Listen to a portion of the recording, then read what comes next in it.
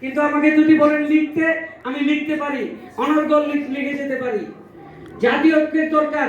আমি দুদিন আগে জনাব তারেক রহমান সাহেবের যে বক্তব্যটা আমি অন্তত 50 বার পড়েছি। আমি 1971 সাল থেকে তারও পূর্ব থেকে ইতিহাস পড়ে এসেছি। এত সুচারু রূপে জাতীয় ঐক্য করার একটা বক্তব্য আমার নেতা দিয়েছেন। এটা যদি কেউ পড়ে থাকেন তাহলে এর মধ্যেই নিহিত আছে আগামী দিনে আমরা কিভাবে এই বিপ্লবকে নস্যাৎ করার শক্তিকে উৎখাত করব। আপনারা দেখেছেন কি হয়েছে, আনসার দিয়ে একটা কু করতে চেয়েছে জুডিশিয়াল কু করতে। তারপর চেয়েছে কি, তারপর চেয়েছে রিক্সা, ব্যাটারি চালিত রিক্সা চালকদেরকে দিয়ে একটা কু করতে। একের পর এক, একটার পর একটা কিন্তু করে যাচ্ছে। গত 25 তারিখ কি করেছে তারা, একটা সবার নাম করে আমার বাসাটা শাহবাগের কাছাকাছি।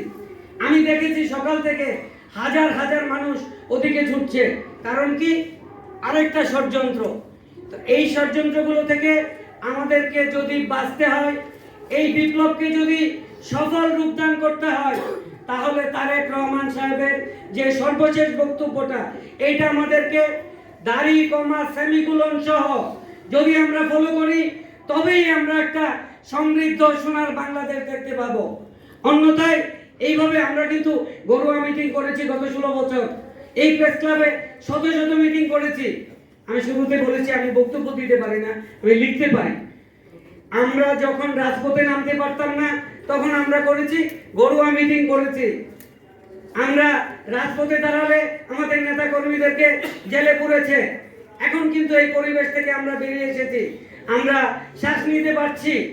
কিন্তু এটাকে বাঁচিয়ে রাখতে হলে আমাদেরকে জনাব তারেক রহমানের প্রতিটা নির্দেশনা পুঙ্খানুপুঙ্খভাবে পালন করতে হবে।